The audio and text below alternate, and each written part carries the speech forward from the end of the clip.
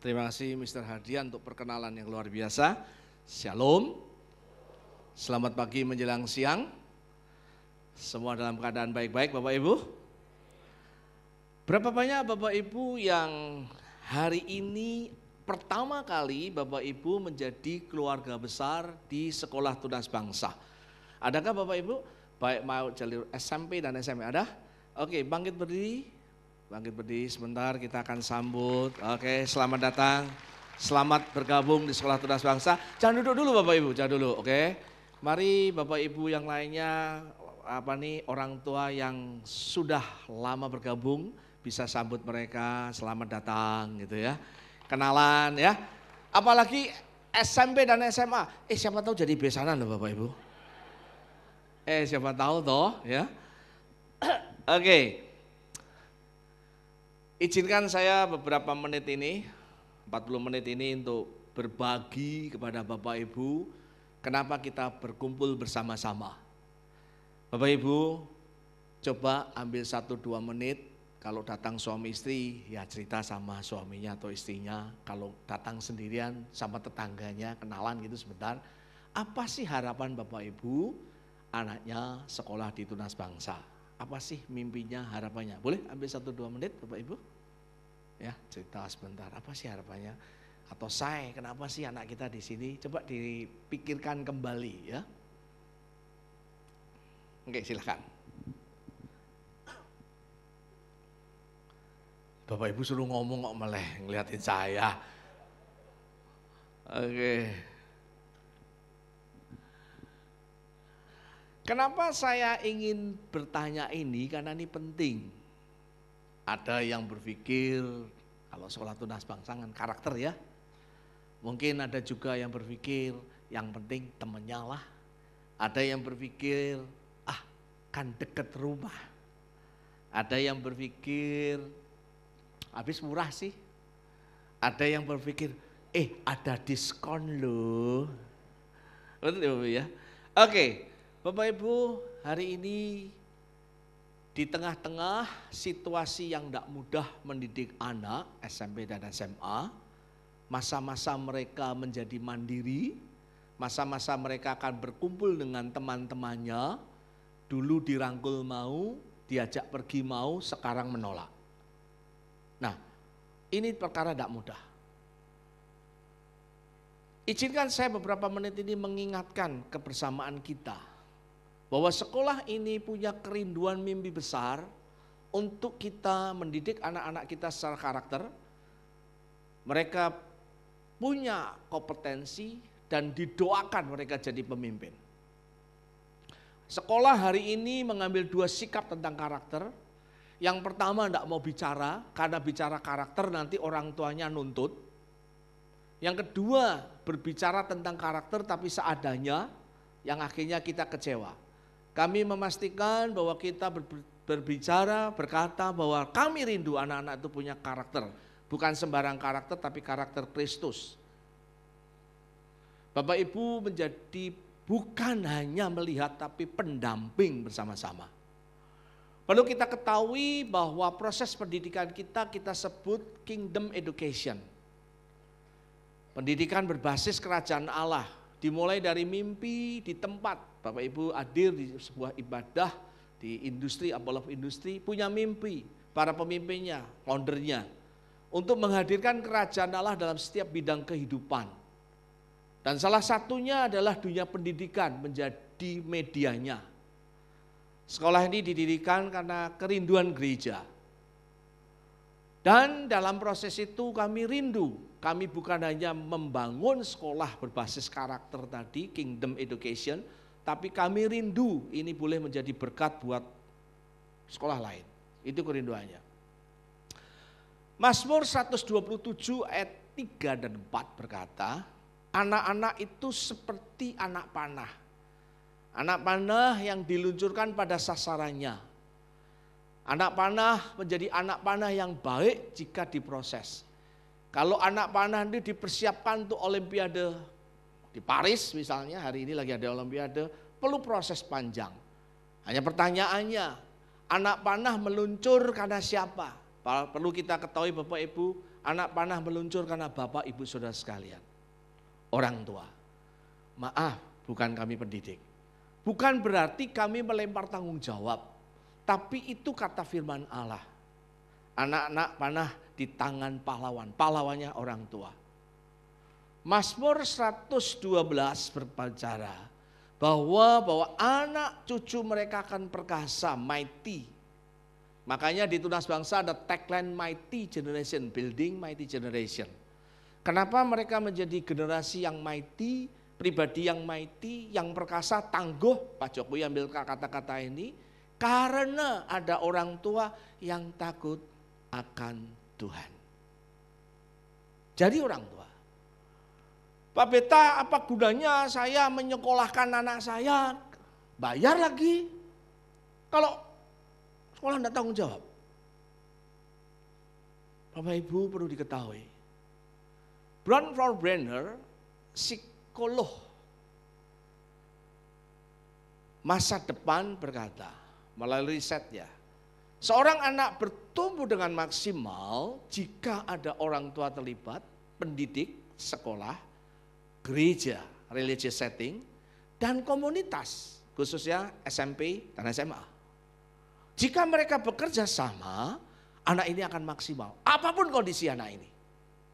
Anak ini akan maksimal dengan ukuran kemaksimalan dia. Bapak Ibu, itu kata Brand Brenner, orang riset mengatakan demikian. Buku terbarunya ditambah dengan marketplace. Kami menyebut ini sebuah proses yang luar biasa, ilmu pengetahuan yang sangat mendukung Alkitab. Kami menyebut dalam konteks Tunas Bangsa, kalau itu orang tua, kami sebut orang tua yang mendidik dengan basis kerajaan Allah. Kingdom, family, atau kingdom parenting, parenting yang benar. Kalau Bapak Ibu diundang, sebenarnya untuk memberikan kesadaran, memberikan proses betapa penting anak kita. Kalau dalam konteks gereja sebagai wakil kita sebagai orang percaya, Kristen, bagian dari kerajaan Allah. Dan komunitas yang kami bangun kita sebut kingdom community. Persahabatan pertemanan anak-anak. Kenapa anak Bapak Ibu masuk di tempat ini kita muridkan. Intervensi gereja untuk membantu. Guru dimuridkan. Tujuannya cuma satu, terbangun komunitas. Kenapa proses pendidikan hari ini, puji Tuhan dengan kurikulum Merdeka, kami punya kesempatan untuk melakukan proses ini, Kingdom Education. Kalau proses ini terjadi, akan luar biasa hasilnya. Bapak Ibu, kita mesti mengerti tentang konteks karakter. Karakter itu proses yang sangat penting. Dunia pendidikan mengenal ada 3 proses. Kalau Bapak Ibu melihat nilai anak-anak kita, ada unsur karakter, to be karakter, atau to be dia, atau karakter issue, kemudian ilmu pengetahuan, to know-nya, dan skill-nya atau to do-nya. Tapi di Tunas Bangsa ditambahkan namanya to be community, khususnya SMP SMA, dibangun ke kelompoknya, persahabatannya, komunitasnya. Foster berkata ada 4 tingkat orang melakukan proses karakter supaya kita bisa mendapatkan proses karakter bersama-sama.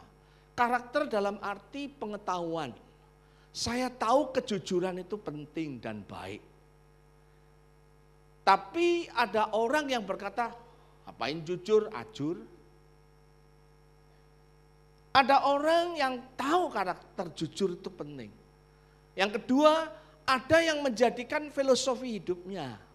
Pokoknya aku penting jujur. Perkara mampu tidak mampu nanti dululah. Bagian yang ketiga, demi sebuah kejujuran dia melakukan. Dulu saya suka nyontek Bapak Ibu. Distributor nyontek maksudnya begini. Saya dicontekin juara kelas. Kemudian saya bagi ke kelompok saya di kelas. Makanya disebut distributor nyontek. Waktu saya bertobat terima Tuhan Yesus, distributornya tutup. Saya dimusuhin teman-teman. Demi sebuah kejujuran, saya mengambil prinsip jujur itu penting. Melakukan apapun risikonya. Kami bangga anak Tunas Bangsa dapat 5 dari antara 10. Kalau dia jujur, daripada 7 dia nyontek. Tapi ada orang yang luar biasa menurut Foster, dia rela berkorban demi kejujurannya. Bahkan karena kejujurannya, dia ajur, mungkin jujur tapi ajur. Orang Jawa kan ngomong jujur bujur, tapi ini jujur ajur. Tapi Bapak Ibu, proses ini yang perlu kita ketahui. Foster berkata demikian.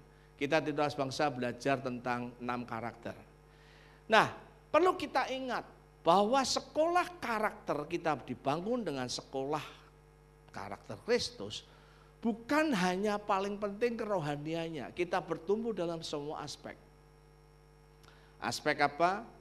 Aspek intelektual. Nah, ini problem besar di sekolah Kristen. Sekolah Kristen itu terkenal intelektualnya bagus, bagus sekali. Tapi sosialnya masalah. Sosialnya mesti bertumbuh. Mesti maksimal, fisiknya juga mesti maksimal. Maksimal itu bukan berarti fisiknya sehat, maksud saya. Semua aspek dibangun, kebudayanya, environment-nya. Ini adalah mimpi kita. Bapak Ibu bisa melihat namanya total wellness. Ada 6 aspek kehidupan. 4 sehat, 5 sempurna. Ada orang kepengen 1 juga boleh sih, pengen 2 juga boleh. Tapi kami berdoa di sekolah ini dibangun dengan proses itu. Bukan hanya intelektual. Kami sudah memutuskan ada banyak proses yang kita mesti kerjakan di tengah-tengah waktu yang ada. TK 3 tahun maksimal, SD 6 tahun, SMP 3 tahun, SMA 3 tahun. Tema hari ini adalah Getting Stronger, Bigger Impact, berbicara semakin menguatkan 4 komunitas, melibatkan orang tua khususnya, terus dibangun komunitas anak-anak di sekolah, SMP, SMA, dan kita rindu menjadi berkat buat yang lainnya. Saya berdoa sekolah ini menjadi sekolah percontohan bagaimana kita mencapai apa yang Allah mau, punya siswa berkarakter Kristus, kompetensi, dan menjadi pemimpin. Paling tidak memimpin dirinya sendiri. Bapak Ibu, beberapa waktu yang lalu kita kena COVID, ada banyak survei yang membuktikan bahwa keluarga itu penting. Sayang sekali, COVID di mana menurut saya bukan Allah yang menciptakan COVID, tapi Allah mengajar kita bahwa keluarga itu penting.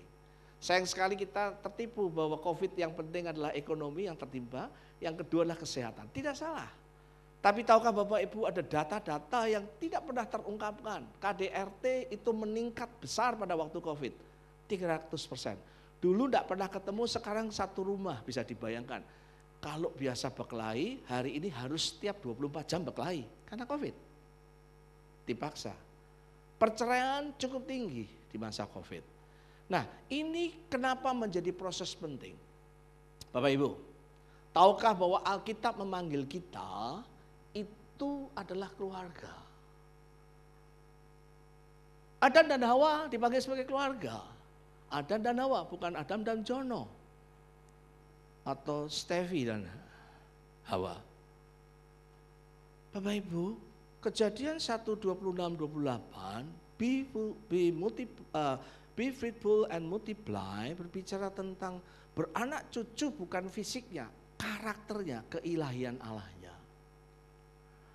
Bangsa Israel adalah bangsa yang dipilih Tuhan dengan luar biasa, dipanggil dari seorang keluarga, ayah, Abraham, Ishak dan Yakub. Pembangunan bangsa Israel bukan hanya melalui imam, raja dan nabi. Sering orang berkata hanya korporasinya, padahal setiap harinya dibangun melalui Ulangan 6, di mana ayah khususnya keluarga membangun anak-anaknya mengasihi Tuhan, mencintai firman, itu melalui Ulangan 6. Sayang sekali kita kurang mendapatkan informasi yang komplit tentang beberapa proses gereja mula-mula. Gereja mula-mula adalah gereja keluarga. Mereka bertemu di bait Serambi Salomo. Ketika Nero berkata kekristenan menjadi agama palsu, sesat, kekristenan dilarang di mana-mana. Apa yang terjadi? Kekristenan kembali ke keluarga. Ayah memimpin. Kalau saya bersaksi kepada Pak Theo, dan Pak Theo tidak bertobat, pada zaman itu saya dilaporkan, saya langsung besok masuk Kolosium jadi tontonan acara sebelum gladiator dimakan singa. Itu konteksnya Nero. Kekristenan menjadi kekristenan gedung seperti ini ketika Konstantinopel bertobat. abad keempat. Dan saat itu terus berlangsung sampai abad 16 dan hari ini. Saya pernah ketemu dengan beberapa pemimpin membicarakan tentang konteks keluarga. Ada dosen, ada pemimpin sinode, ada beberapa orang. Kesimpulannya menarik. Pemimpin ini pemimpin sinode dan dia pemegang sekolah Alkitab, demi kodetik saya tidak sebut namanya. Dia berkata, gereja itu mengajar gembalanya untuk sekolah supaya dipersiapkan di gembala. Penginjilnya dipersiapkan, gurunya, bahkan kalau ada yang percaya jabatan rasul dan nabi, ada sekolah kerasulan dan kenabian. Sekolah musik ada, bayar loh Bapak Ibu. Sekolah pemimpin puji-pujian ada. Pertanyaannya coba lihat kanan kiri, ada enggak sekolah ayah dan sekolah ibu di gereja? Berapa banyak khotbah hari Minggu berbicara tentang tema keluarga dari 52 minggu. Saya gembala penatu Adi Apolog di Bali. Saya tahu artinya berkhotbah tentang keluarga di gereja. Survei mengatakan, setahun sekali mujizat, sekali 2 tahun itu luar biasa. Saya tahu di gereja ada banyak kebutuhan, tapi esensi kekristenan kalau kita lihat sejarahnya ada di keluarga. Kenapa Bapak Ibu diundang di tempat ini? Karena saya tahu tidak mudah gereja melakukan proses ini. Khotbah tiap minggu keluarga kan nanti bicara tentang perpuluhan kapan? Kok perpuluhan Pak, salah ngomong. Khotbah tentang misi bagaimana? Bapak Ibu, mari lihat situasi ini. Dari inilah kami Tunas Bangsa mengambil proses bahwa keluarga menjadi proses penting. Satu saat saya pertama bertemu dengan teman-teman, setiap tahun saya ketemu hampir 80 negara, minimal 50 negara. Diskusi, sebuah pelayanan namanya pelayanan olahraga. Kami rembukan bagaimana kita munculkan 4 masalah besar di negara kita. Dan hasilnya adalah 4 besar. 1 keluarga, nilai moral, korupsi, dan pendidikan. Selain narkoba dan sebagainya, pengangguran dan sebagainya.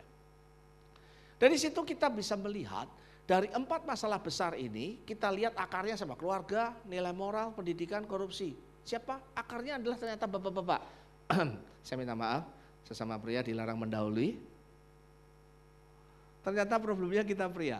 Tapi boleh nggak saya minta para pria bangkit berdiri? Boleh ya? Bapak-bapak boleh bangkit berdiri? Ya. Oke, terima kasih. Terima kasih. Ini benar nih ya. Survei membuktikan sekolah Tunas Bangsa kalau ada WBB paling banyak ibu-ibu. Setuju? Boleh kalau Bapak Ibu datang, istri-istri ada boleh coba dirangkul sebentar. I love you. Terima kasih. Amin ya. Rangkul sebentar, silakan duduk Bapak Ibu. Amin. Ya. Loh, Bapak ini manusia langka.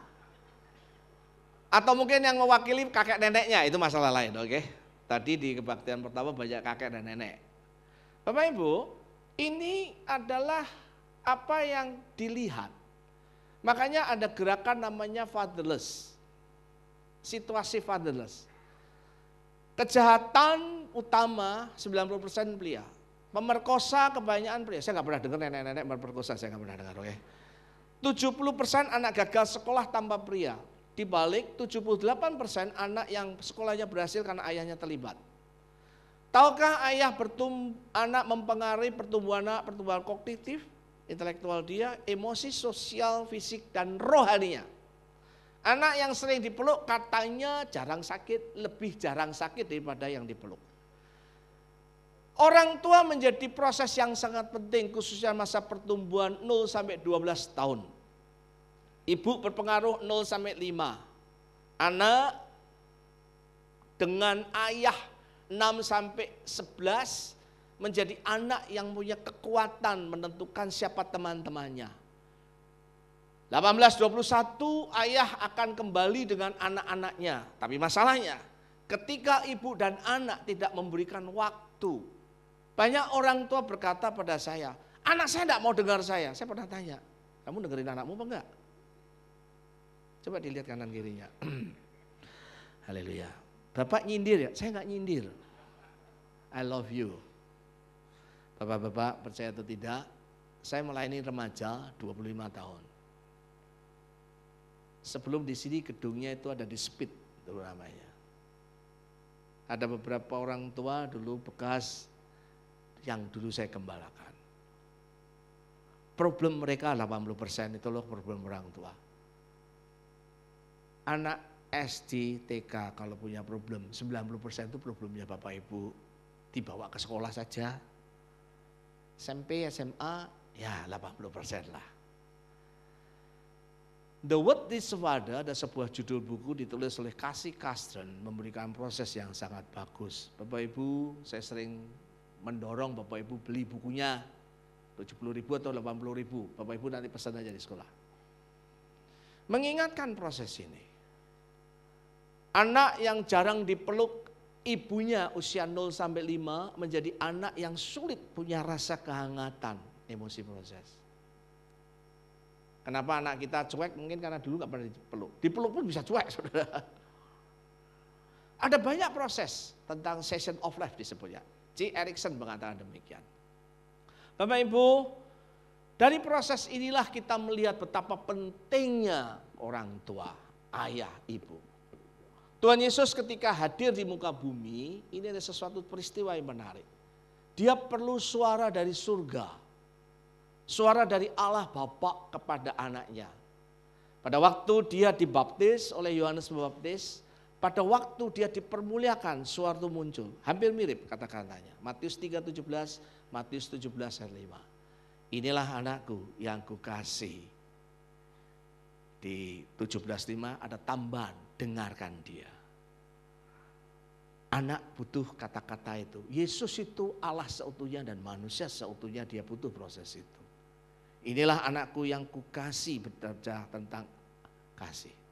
Inilah anakku, tentang dia di anak, punya identitas anak. Dengarkan dia berbicara tentang otoritas, orang harus mendengarkan dia. Kepadanya aku berkenan berbicara tentang afirmasi. 1 tahun ini Bapak Ibu akan diberikan beberapa message khususnya hari Senin. Nah, nanti akan diulang lagi tentang bahwa orang tua khususnya Bapak harus memberikan kasih, membangun otoritas, potensi dan identitas. Tadi ada menampilkan sesuatu supaya kita mengingatkan anak-anak kita tuh punya potensi luar biasa. Bapak Ibu diberkati dengan tarian tadi ya. Terlepas itu anaknya siapa ya. Tadi cewek semua, siapa tahu dari mantu Bapak Ibu ya. Oke. Oh nah, sudah full book katanya ya. Oke, Bapak Ibu, anak-anak kita butuh kasih otoritas moral. Kasih yang tanpa syarat. Kasih yang seperti kasih Allah kepada kita. Dan anak belajar dari orang tua ketika bapak dan ibu mengasihi.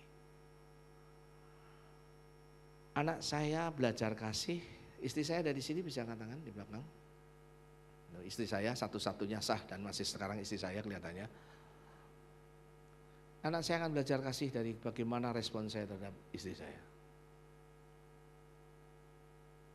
Otoritas moral berbicara bukan hanya, banyak orang salah mengerti. Otoritas moral itu nengking setan Pak Beta ya. Doain sakit sembuh. Betul-betul. Tapi kalau kita belajar otoritas moral Tuhan Yesus, yang disebut punya otoritas adalah orang yang taat kepada otoritas. Beda loh Bapak Ibu konteksnya. Tunduk kepada apa yang Allah mau. Tunduk pada kehendak Bapa, itu yang disebut otoritas. Dan ketika dia tunduk, dia punya wibawa. Mengatakan otoritas. Dia bisa mengusir setan. Dia bisa menyembuhkan orang sakit. Berbicara tentang mengafirmasi potensi, kenapa? Survei membuktikan bahwa 78% dari 11 sampai 16 menit orang berbicara ayah dan anak. 78% itu sifatnya koreksi. Teman-teman yang pernah, dulu saya gembalakan, saya ini orangnya galak Bapak Ibu. Betul Bapak Ibu. Kalau di sini kan terkenalnya dulu hati Bapak ya, Abah loh. Tapi saya hatinya ninja Bapak Ibu. Betul, galak bener. Ya, Pak, saya lihat ada beberapa teman jadi orang tua. Saya kalau boleh mengulang itu yang saya ulang. Waktu dulu istri saya menangis Bapak Ibu, dia menangis itu, saya diemin Bapak Ibu. Terus dia bilang, peluk saya. Oh ya peluk ya. Jadi apa ya Bapak ya? Tidak belajar romantis. Saya tidak wanita lain romantis juga, nggak semua orang saya juga nggak romantis Bapak Ibu. Ada orang nggak romantis sama istri, sama orang lain romantis itu masalah berat itu. Bapak di sini baik-baik lah, saya tahu Bapak. Di sini tidak ada tunas bangsa orang baik-baik, oke? Bapak Ibu, belajar proses ini hampir 20 tahun untuk mengerti proses ini. Identitas berbicara bagaimana di keluarga kita punya nilai. Firman Allah yang kita adopsi dalam kehidupan kita. Bapak Ibu, ada nggak nilai di keluargamu? Bapak Ibu dalam proses, khususnya Bapak Ibu yang sudah bergabung dengan Tunas Bangsa 3 tahun, Bapak Ibu diingatkan betapa penting yang namanya identitas. Identitas itu berkata saya Kristen. Ada orang mengadakan penelitian Kristen dan non-Kristen ternyata tidak beda banyak. Barna pernah mengadakan penelitian, Josh Barna. Penelitiannya begini, orang Kristen dan orang dunia bedanya apa sih? Cuma dikit. Pornografi dunia itu 78% terlibat, orang Kristen 75%. Menarik, dia beda dikit. Sama banyaknya lah. Keluarga Kristen dan keluarga non-Kristen dibuat penyelidikan, bedanya dikit. Tadi sungguh-sungguh. Makanya dalam konteks ini kami mendorong bahwa orang tua mesti punya keluarga, punya nilai-nilai, punya anak-anak khususnya SMP SMA. Bapak Ibu pastikan anakmu punya sahabat dan pastikan Bapak Ibu kenal mereka, siapa sahabat anak kita. Kenapa anakmu jadi narkoba, kenapa anakmu jadi seperti itu, mungkin salah satu sahabat. Bapak Ibu mendidik dengan cara benar, tapi ketika komunitas 13-18 kita tidak jaga, anak kita akan berubah. Saya kenal anak saya nomor 1 autis ADHD, jadi agak sulit ya. Nomor 2 cewek. Saya tahu sahabatnya siapa. Saya hantar anak saya itu setiap hari Bapak Ibu, kalau saya tidak keluar kota. Bali dekat sih, tapi Bali setengah jam itu jauh. Tidak ada satu event single day yang saya ada, anak saya nggak saya jemput, jarang sekali. Dan saya kenali. Ada orang tua berkata, anak saya tuh punya pacar, saya nggak tahu Pak Beta. Yang salah siapa? Boleh saya jujur dengan Bapak Ibu? Ya Bapak Ibu lah. Kalau dia tidak terbuka kan pasti ada sesuatu. Bapak Ibu, tolong anak-anak tutup telingamu, oke? Oke, terima kasih ada orang yang tahan. Oke, saya ngomong, jangan jadikan senjata, oke? Anak saya juga sama, waktu jatuh cinta nggak cerita, tapi kan kita lihat gelagatnya. Saya ngajak dia untuk tidak kenal kata pacaran. Di Abalov ada pendidikan namanya love, sex, and dating. Oke? Saya nggak bisa cerita banyak. Tapi di keluarga kami ada kata yang namanya keterbukaan. Ketika dia lulus dia berkata, saya ingin punya boyfriend. Saya nggak kenal kata boyfriend, saya kenalnya calon suami. Nggak bisa. Anak saya Gen Z. Perdebatan banyak. Sampai satu saat dia berkata, ini boyfriend saya, kita syok berdua. Oke, kalau kita kenalan, interview, Zoom. Nilai kita keterbukaan, tapi saya bersyukur sebelum dia ambil keputusan dia terbuka, oke?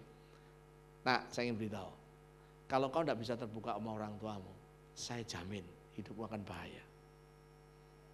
Serius. Sama Bu, Bapak, kami terbuka, kami ngobrol. Bapak Ibu, ketika dia sudah, papi, officially dia boyfriend saya. It's okay. Walaupun saya nggak kenal kata boyfriend, oke? Yang kami kenal adalah calon suami. Ya tak apa-apa. Dia punya pendapat, saya punya pendapat. Hanya Tuhan yang menentukan kebenaran kita, amin. Kami beda, tapi saya menghargai prosesnya. Bapak Ibu, apa yang saya lakukan karena fungsi keterbukaan. Kami menganggap keluarga itu penting. Di keluarga saya ada 2 nilai. Bapak Ibu tahu saya datangin pria orang tuanya. Anak saya sekolah di Kanada. Saya kenal, telepon, datang ke rumahnya. Saya berkatakan demikian. Kita belum tentu jadi besan. Tapi kita bisa berdoa untuk anak kita menjaga kekudusan. Satu saat anak saya telepon lagi. Pi, kelihatannya kami tidak cocok masalah keluarga. Keluarga itu value. Masalah interest. Bagaimana? Dia diskusi dengan gembalanya. Diskusi. Ngobrol, kami berikan 60 pertanyaan untuk dia coba cek hidup dia apa. Kalau anakmu punya pacar, beritahu saya tak kasih 60 pertanyaan, oke? Tapi kode etik ya, ada ongkosnya ya. Oke, I love you. Oke. Saya kasih gratis. Saya berkata sama dia, oke, kalau begitu apa yang kau lakukan? Diskusi, ngobrol banyak. Akhirnya dia bilang, Pi, kami akan putuskan, kami akan broke up, kami akan pisah. Di depan gembalanya, kemudian dia telepon saya pria itu. Om, kami akan, oh thank you banget. Saya appreciate. Saya cakap, kamu jaga kekudusan pasti ya pasti. Pertanyaannya, apakah Bapak Ibu mengalami itu? Buat saya itu surga. Buat saya itu kebahagiaan. Kenapa? Bapak Ibu praktekkan buku The Word is Father. Hampir 15 tahun ini mengajar saya proses itu. Saya akan berbicara berikutnya Bapak Ibu. Proses ini menjadi proses perjalanan seumur hidup saya. Tidak mudah. Tapi saya percaya ini akan menolong saya untuk menjadi keluarga yang Allah mau. Hari ini anak saya tetap berjuang dengan keberadaan dia, berjuang dengan proses dia. Dia bisa gagal, saya sebagai orang tua bisa gagal, tapi kami punya komunikasi. Apa nilai di keluarga kita? Putuskan. Dalam journey kita bersama-sama 1 tahun kita akan banyak belajar proses itu. Apa yang kita harapkan di dalam proses pendidikan 24-25 ini Bapak Ibu? Sama, WBB pertama selalu berkata tentang komitmen. Bapak Ibu izinkan saya mengingatkan, kita mesti punya komitmen bersama dalam mendidik anak kita. Bapak Ibu akan banyak dilakukan internalisasi, interaksi dengan kami. Komitmen itu sebuah perjanjian 2 pihak Bapak Ibu, tidak bisa 1 pihak. Bukan hanya 2 pihak bisa berarti bapak dan ibu, bukan dengan ayahnya aja kami komitmen. Kecuali yang single parents. Dua-duanya. Allah kita itu adalah Allah perjanjian. The God of Covenant. Perjanjian baru dan perjanjian lama. Allah kita lah Allah perjanjian. Allah punya perjanjian dengan Abraham, Ishak dan Yakub. Allah punya perjanjian dengan bangsa Israel. Allah punya perjanjian dengan bangsa yang khusus Yehuda dan Benyamin.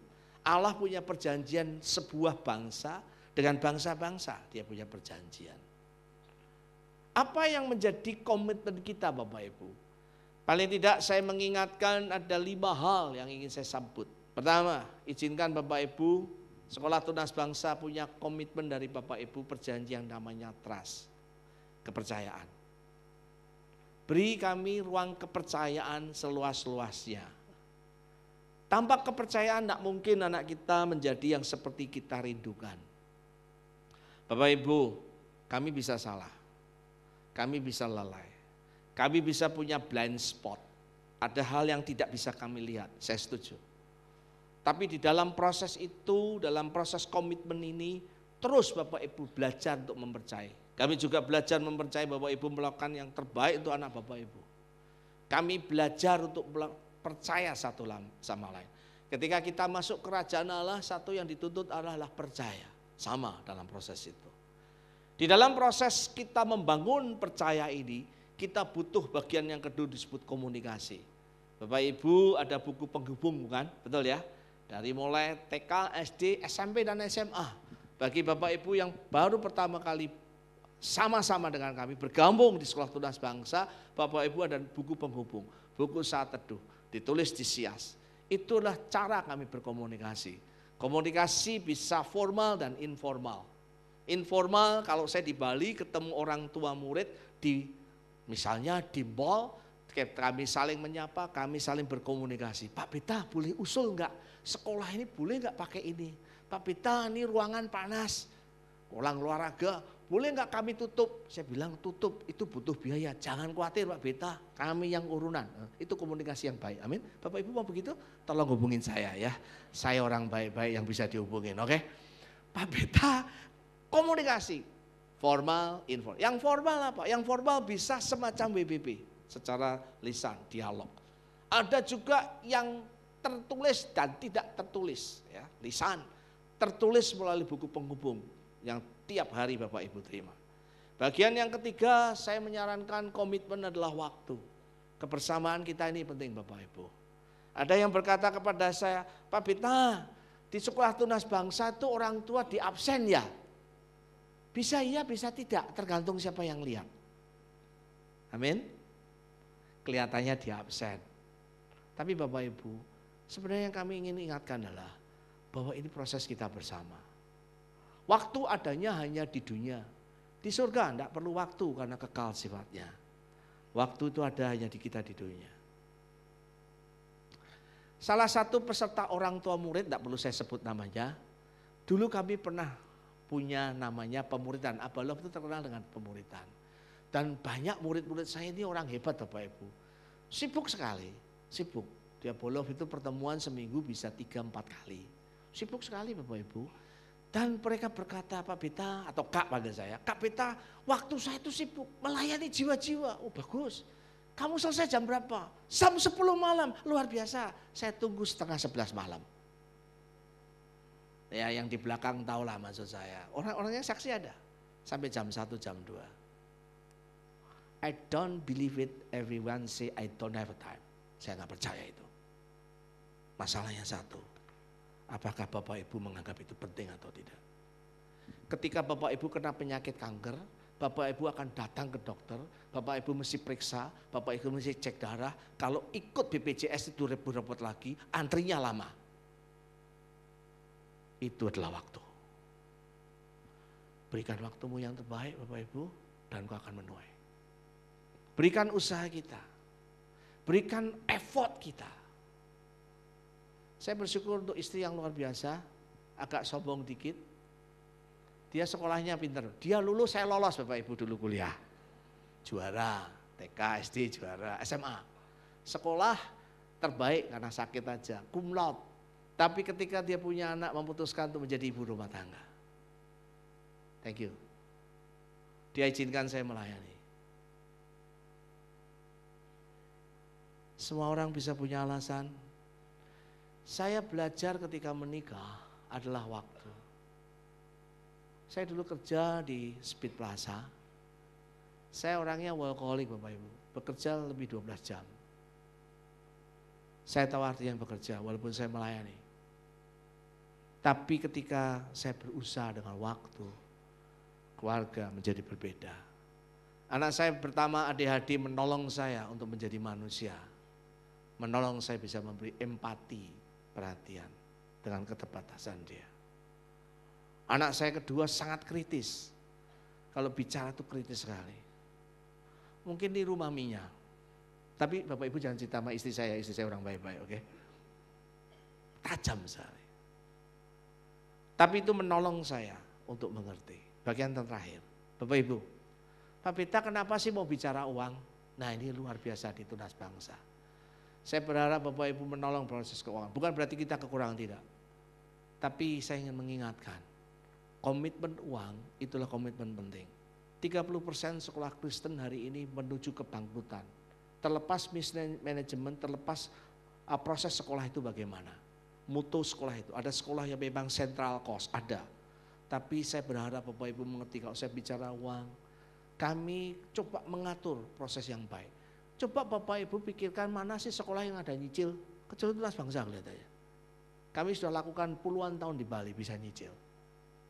Bapak Ibu yang kenapa saya singgung uang, karena saya tahu generasi milenial itu generasi uang, semua dihitung dengan proses waktu uang. Izinkan saya mengatakan, guru-guru kita ini luar biasa. Saya tahu kalau mereka, saya khususnya di Bali, kalau mereka mau pindah ke sekolah lebih baik, sekolah yang lebih luar biasa itu bisa. Tapi karena mereka punya compassion, punya belas kasihan, punya panggilan terhadap guru dan murid, saya melihat bagaimana mereka berkorban. Kami lagi memikirkan proses ini bersama-sama. Waktu saya masih 2 menit Bapak Ibu. Saya berdoa supaya kita bisa menangkap apa, kenapa kita bersama-sama. Ambil waktu 1-2 menit ini Bapak Ibu untuk merenung. Kalau datang suami istri, digandeng suami istrinya, ambil waktu untuk berdoa.